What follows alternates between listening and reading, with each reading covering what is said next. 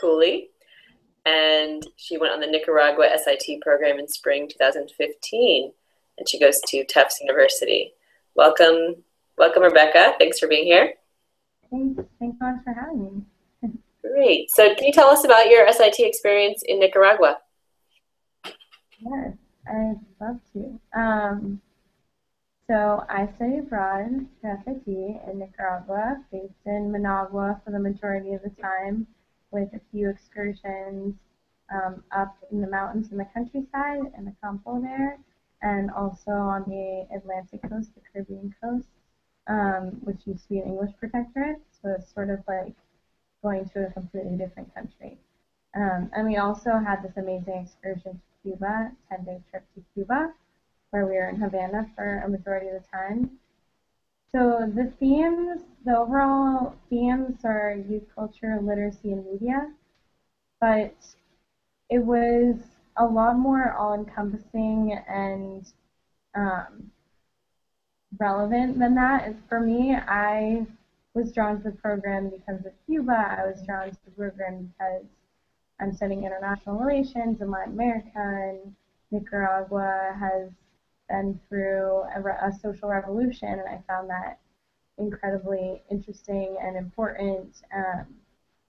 So these themes didn't seem as relevant to me personally at the time, but when I got there, understanding what youth culture really means in the context of Nicaragua was amazing, because it meant interacting with Nicaraguans our age, people like us, and what is their youth movement like, what do college kids want, what are they looking for, why are they studying, what are they studying, and I was really drawn to that. So in terms of what the program specifically brought for me, so much, but specifically that aspect that I wouldn't have been able to really frame for myself if I had gone without SIT and without this specific program.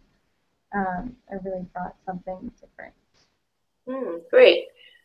And what specifically about the youth culture were you intrigued by? I had looked at some other SIT programs, but some of the programs I was interested in were geared around education, which I wasn't really sure if that was something I was interested in.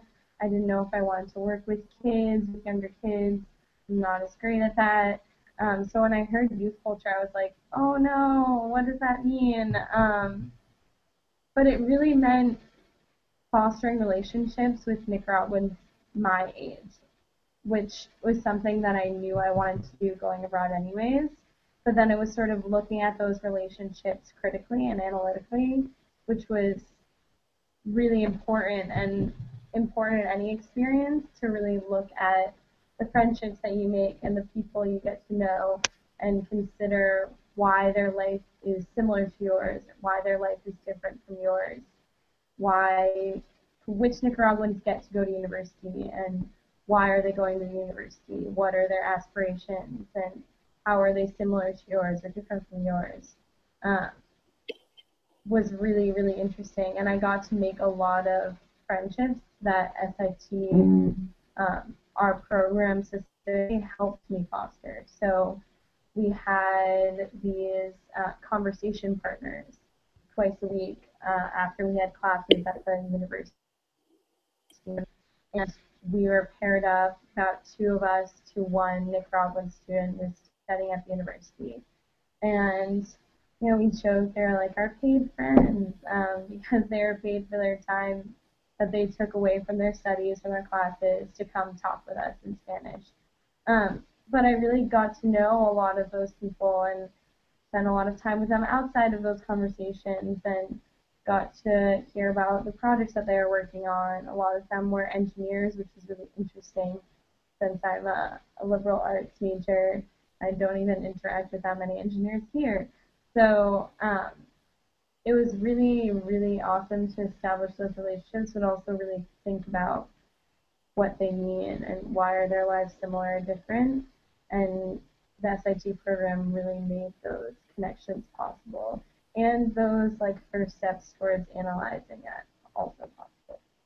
Great. And how did you find the Spanish? Was it difficult and challenging for you? I was really lucky in that, I mean, I've been studying Spanish in school since middle school, um, but that doesn't always translate in terms of being immersed abroad. But luckily, I had that experience the summer before. I was in the Dominican Republic speaking Spanish. Uh, I was actually interning for the State Department. So I was speaking Spanish, but definitely not nearly as immersed as I was for this program.